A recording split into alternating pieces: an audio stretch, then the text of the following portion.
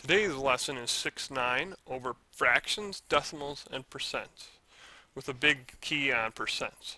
So for example 1, we are writing a percent as a fraction in simplest form. Now this 37.5% will simplify into a fraction that's much easier than 37.5%. So we're going to start off our problem by writing it out. 37.5% equals, how do we remember this? It's 37.5% means out of 100, so it's the same thing as 37.5 over 100. Now, this looks a little funny because we have a fraction in the top here, and this whole thing is a fraction. So another key to remember is that the fraction symbol means division. 37.5 divided by 100, we can't quite do that yet because we need an improper fraction. So 2 times 37 will give us 74. 1 plus 74 gives us 75 halves, and now with our mixed number turned into an improper fraction, we can multiply. Since we can multiply, we're going to flip our division sign that we already have into multiplication. 75 over 2. Now we're multiplying by 1 over 100, because 1 over 100 is the reciprocal of 100. So now we see 75 times 1 over 2 times 100. However, we can cancel first because both 100 and 75 are multiples of 25. So 75 divided by 25 is 3, 100 divided by 25 is 4, and now we are ready to multiply. We have 3 times 1 is 3, over 2 times 4 is 8, and 3/8 is a much simpler fraction in form than 37.5%. So 3/8 is our answer. Our next example is going to be done the same way, but we now have 6 1/4%, which again is equal to, and we can actually skip right away to 6 1/4 divided by 100, because it's percent being per 100. Now we need to do 4 times 6 is 24. Add that to the numerator before we can flip this. So we have 25/4 divided by 100. And now that's a fraction that we can divide by 100. And by dividing by 100, we're going to multiply by its reciprocal. Remembering, 100 reciprocal is 1 over 100. And again, 100 is divisible by 25 4 times. 25 divided by 25 will give us 1. So 1 times 1 on top will give us 1 over 4 times 4 on the bottom will give us 1/16. And so our answer is 1/16.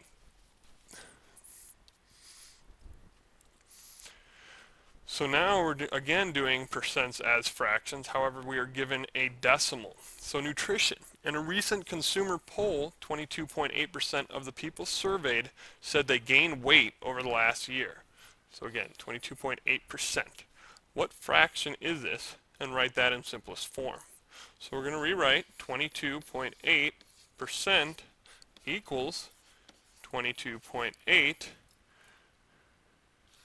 divided by 100. And we're actually going to do it in fraction form this time because it's kind of improper form to have a decimal in your fraction.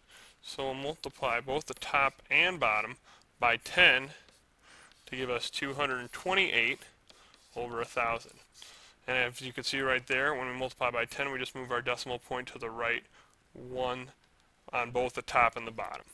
Now we can plug this into our L method, or we could have just divided by 2's until we found our lowest. So we'll divide by 2 on here to get 114 on one, 500 on the other. Since both are even, we'll divide by 2 again. We get 57 and 250. These are a little bit bigger numbers, but 57 does not have a lot of factors. 57 is 3 times 19, because 5 plus 7 equals 12. So these two equal 12. But 2 plus 5 equals 7. So since this 250 is not divisible by 3, this is our simplest form.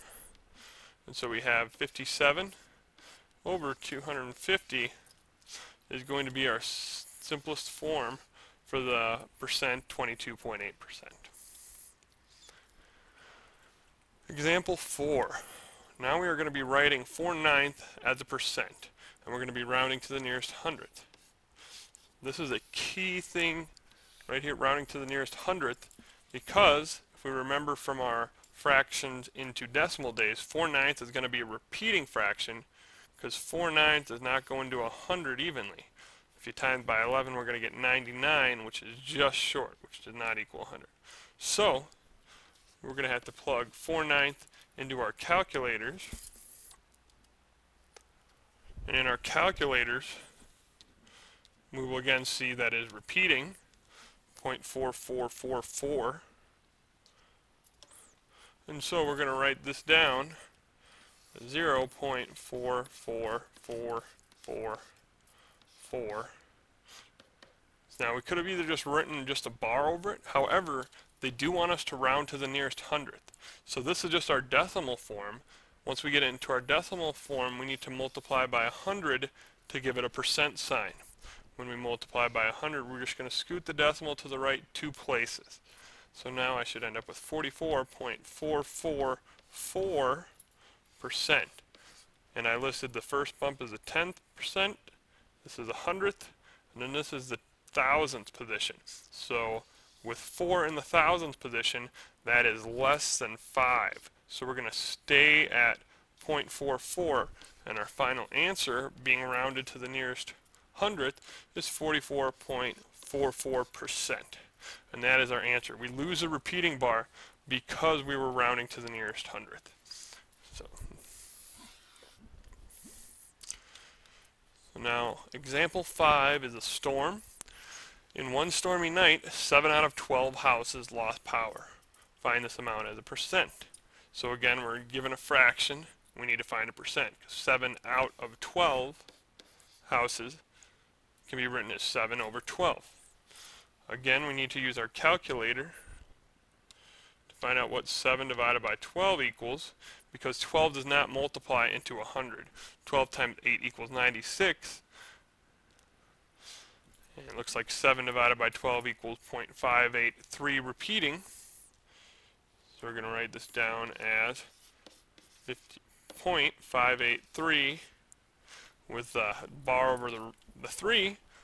We just need to remember that, again, we're trying to find this amount as a percent, and the instructions don't say this, but we're rounding to the nearest hundredth.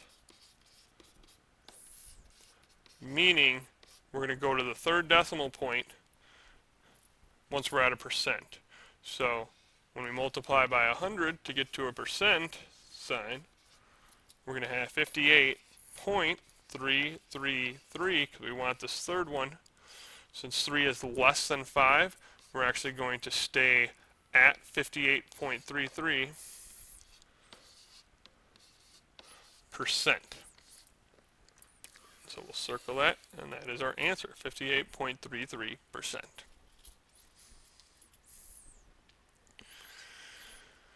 Now example 6 says, write 2/7 as a percent, round to the nearest hundredth. So again, this time we're just kind of already know the deal, 2/7. 7 does not multiply evenly into 100. 7 times 14 is 98. So we're going to do the calculator again. 2 divided by 7 gives us 0.28571.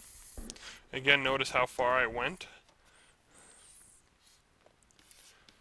28571, because again, this is our third time we're doing this. We know that we're going to have to multiply by 100 to get our percent, which will push our digits, our decimal point 2 to the right, and then we'll still have tenth, hundredths, and thousand once we rewrite this.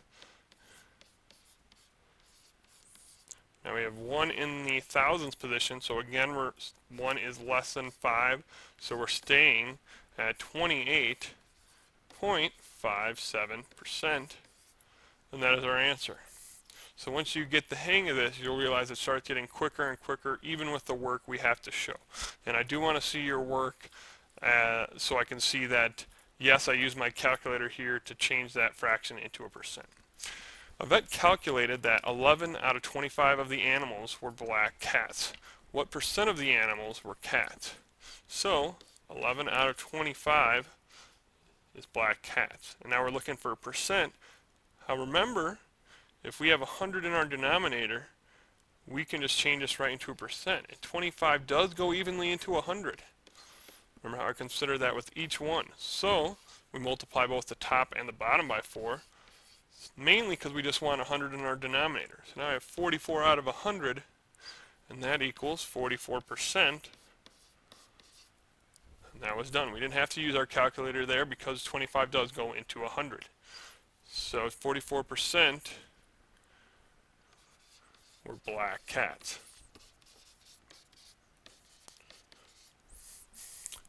This last slide here will just be showing you a key concept of what a couple fractions are going to look like as percents. So 12.5% again is going to give us 1/8.